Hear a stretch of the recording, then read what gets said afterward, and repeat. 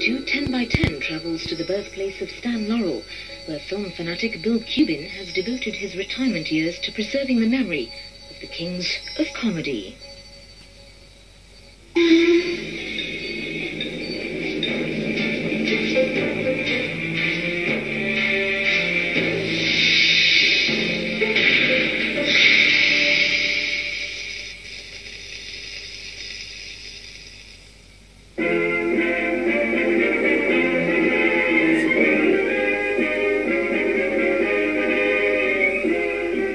The day I got the bus, I was so thrilled. I wanted to fuel it with diesel, and I was coming down the main street in the village I live, Greenod, and there were literally dozens of children in the street, among them, of course, my own grandchildren, and all the children knew me, and I invited them to come onto the bus, and I took them a little ride. So I was away quite a long time getting the fuel. And when I got back to the village, the mothers and fathers were out in absolute terror, thinking that somebody had taken all their children. So that the village virtually was empty for a full hour, and nobody knew where they were. And so the analogy of the Pied Piper was perhaps appropriate. Children love it. They climb about the bus, they get into the cab and they hoot the horn and they ding the bell and they just climb all over, and it's wonderful.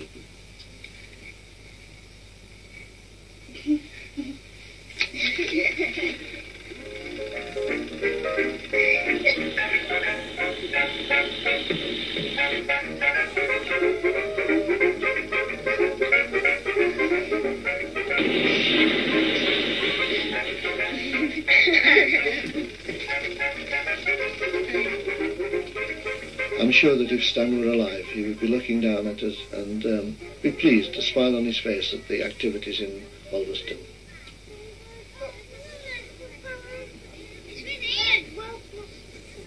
We're going to go now. 1, 2, 3, roll your eggs. The egg rolling is traditionally done at Easter time, Easter Monday, and it was done when Stan was a little boy, and we thought it was a good thing to continue the tradition. For some reason, comedians don't hold the respect that you perhaps get from authors and people like that, but I think that Stan Laurel was certainly a genius, and I think the townspeople of Ulverston should be proud that he was born here. Stan, as a little boy, played in this area. His father, in fact, had a theatre across the street. But at the rear of the house is a little wash house, which Stan used to get locked in when he was a naughty boy by his granddad. But he didn't mind too much because he used to stash away comics and matches and candles, and he kept up to date with his reading. In 1974, I had the plaque put on the house where Stan was born, and it all really started then. And then in 1985, I was mayor of the town for the second time, and I was very privileged that year to have a walkabout of the town with Her Majesty the Queen.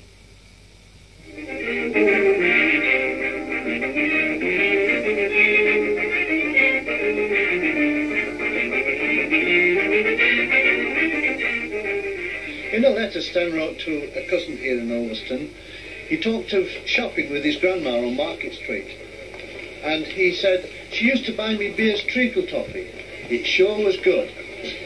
This is the little shop here where he used to buy his treacle toffee. And there we are, the real stuff itself with Hoard Monument on the side. Beer's treacle toffee.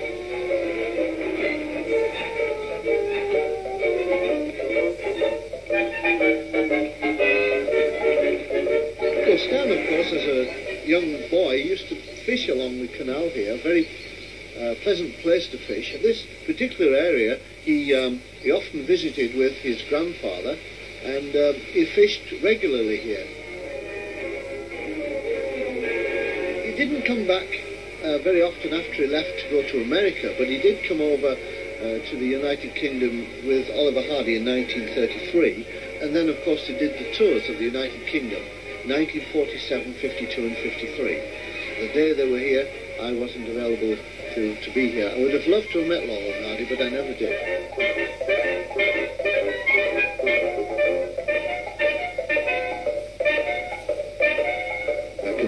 really remember the first film I saw of Laurel and Hardy when I was 7 years old. A little cinema, and I remember very well Laurel and Hardy had their feet in cement, and they were being pushed over a dock into water by two terrible gangsters. A film called Our Relation. As a child, it affected me, and I had this love for Laurel and Hardy, and I felt, in a way, sorry for them. So it led me to start collecting Laurel and Hardy pictures. And whenever I saw a press cutting or a feature or anything to do with Laurel and Hardy, I used to cut it out of the magazine, paper, newspaper, whatever, and I just put it into a scrapbook. So when I started my museum, I already had a massive collection of Laurel and Hardy material.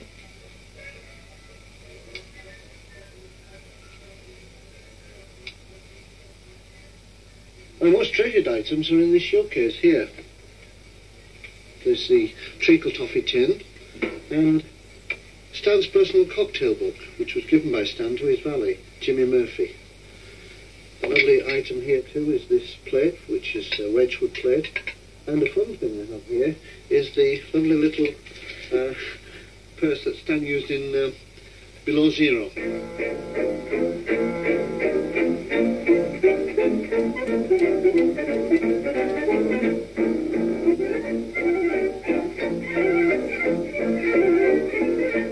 I'd like to tell you about the Sons of the Desert, the Laurel and Hardy Appreciation Society, started in 1965 in New York by Jack McCabe. With the blessing of Stan Laurel, the name Sons of the Desert is now worldwide. We now have tents throughout the world. The Ulverston tent, by the way, is the Birthmarks 2 tent. And this is one of the shrines of Laurel and Hardy. People come from all over the world to see where Stan was born. Well, I've had all sorts of occupations, but prior to the museum, I had an electrical workshop in the premises I have the museum in now.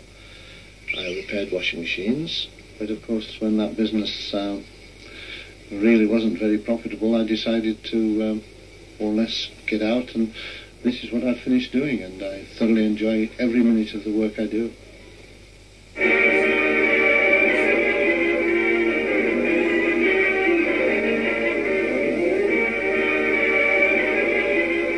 Well, this is where we traditionally have our celebration after the Laurel and Hardy Lookalike competition, which we hold here in Ulverston for Stan. And it's one of the lovely things that we do to keep alive the memory and love of Stan Laurel. When Stan was a little boy here in town, he used to have all sorts of children's games. There was one he used in a film called Fra Diavolo, the Easy Neasy Nosy. And the other thing, of course, was the finger wiggle, which he used to do in Ulverston with his Uncle John.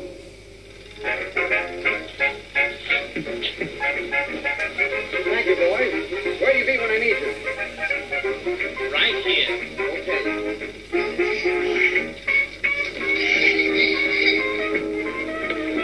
I told you not to make that last payment. My dream, basically, is to be self-sufficient and self-financing within the museum and tour the world with my bus and show Laurel and Hardy wherever I go.